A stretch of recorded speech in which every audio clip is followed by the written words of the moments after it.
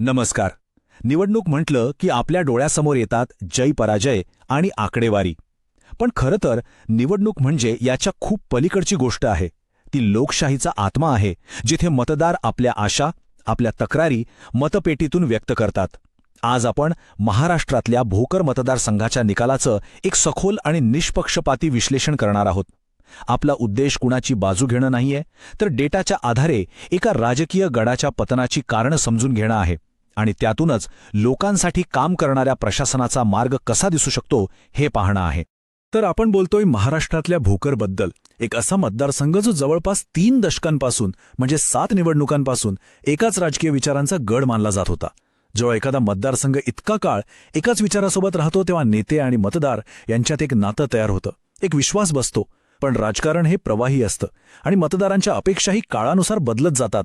2024मध्ये याच भोकरच्या मातीने एक धक्कादायक निकाल दिला. आता हा आकडा बघा, -50,551. हा फक्त एक पराभवाचा आकडा नाहीये, हा एका मोठ्या राजकीय भूकंपासारखा आहे.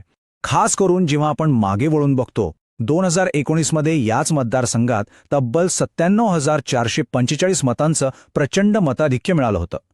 म्हणजे विचार करा, अवघ्या 5 वर्षात जवळपास 1.5 लाख मतांचा फरक पडला. हे अचानक घडलेलं नाहीये. यामागे अनेक कारणं आहेत, जी मतदारांच्या मनात हळूहळू घर करत होती.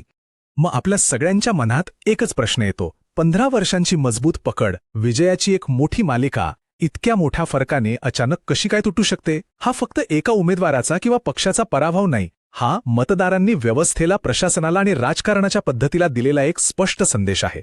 चला, तो संदेश आज आपण डिकोड करूया. हे सगळं समजून घेण्यासाठी आपण 6 टप्प्यांमध्ये पुढे जाऊ.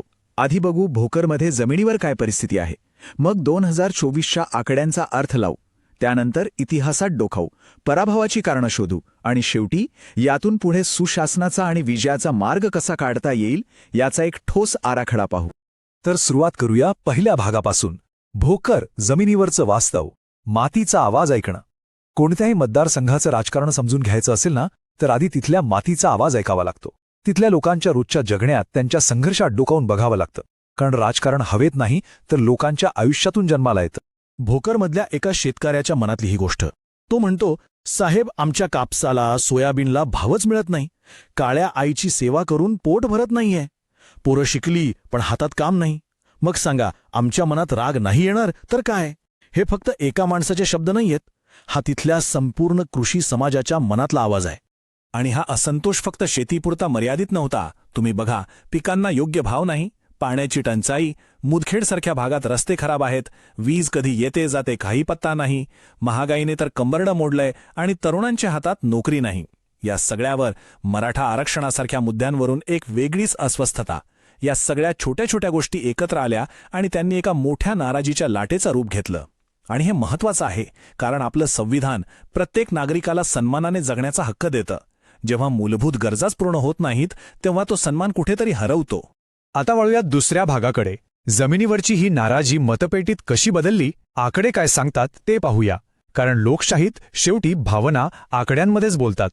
हे आकडे बघा, भोकरमध्ये एकूण मतदार आहेत 2,79,000.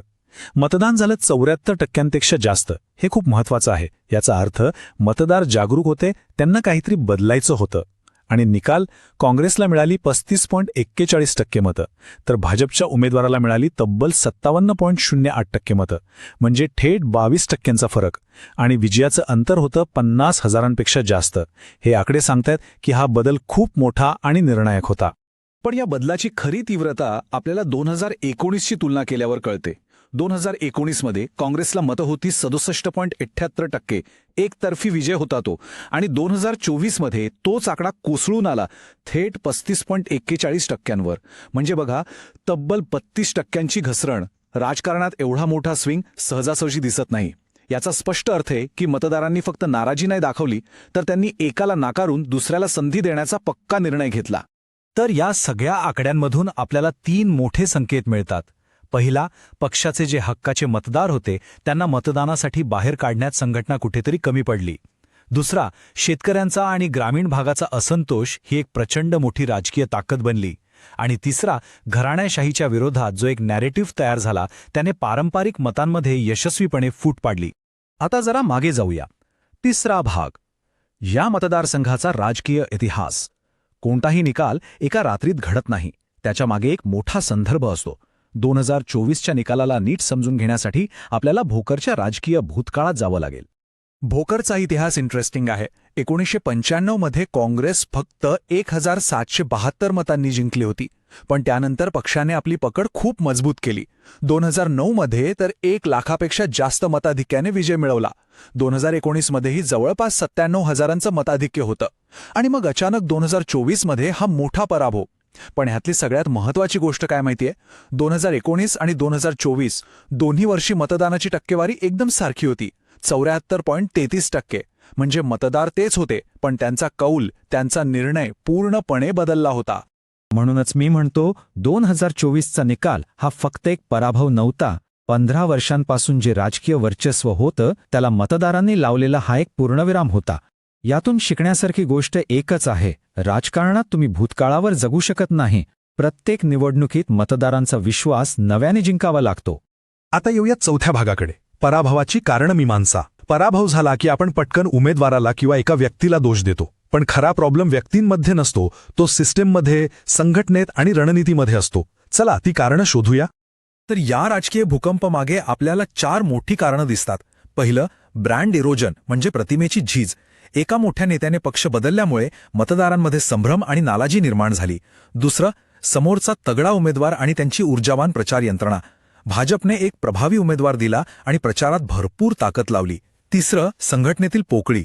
काँग्रेसची बूथ लेव्हलची यंत्रणा कमजोर पडली आणि डिजिटल प्रचारात ते मागे राहिले. आणि चौथं, मतविभाजन. काही छोट्या पक्षांनी मतं खाल्ली, ज्याचा फटका मुख्य विरोधी उमेदवाराला बसला. ही 4ही कारणं एकत्र आली आणि पराभव निश्चित झाला. ठीक आहे, आत्तापर्यंत आपण समस्या पाहिल्या, त्यांचं विश्लेषण केलं. पण फक्त समस्या सांगून काय होणार? ह्यातून बाहेर पडण्याचा मार्ग काय? 5वा भाग, सुशासनाचा आराखडा. गमावलेला विश्वास परत कसा मिळवायचा आणि मतदारसंघाला पुन्हा विकासाच्या वाटेवर कसं आणायचं? यासाठी एक 4 सूत्री रणनीती वापरता येईल, ज्याला आपण चतुर्मुख सिद्धांत म्हणू शकतो. पहिला चेहरा निवडणुकीचा, म्हणजे लोकांमध्ये जा, आपल्या मूळ मतदारांना पुन्हा जोडा आणि मित्रपक्षांसोबत मिळून काम करा. दुसरा चेहरा संघटनेचा, म्हणजे बूथपासून संघटना पुन्हा मजबूत करा.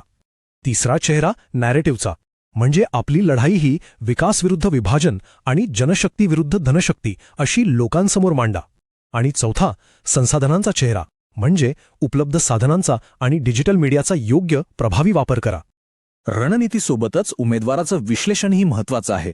काँग्रेसचे उमेदवार के. कोंढेकर पक्षाचे निष्ठावंत कार्यकर्ते होते, पण त्यांच्यावर असलेल्या 2 कायदेशीर प्रकरणांमुळे प्रतिमेला थोडा धक्का लागला. विधानसभेसाठी नवीन चेहरा असल्यामुळे प्रशासकीय अनुभवाची कमतरता होती. त्यांना हायकमांडचा पाठिंबा होता, तरुणांमध्ये अपील होतं, पण समोरचा प्रतिस्पर्धी खूपच तगडा होता.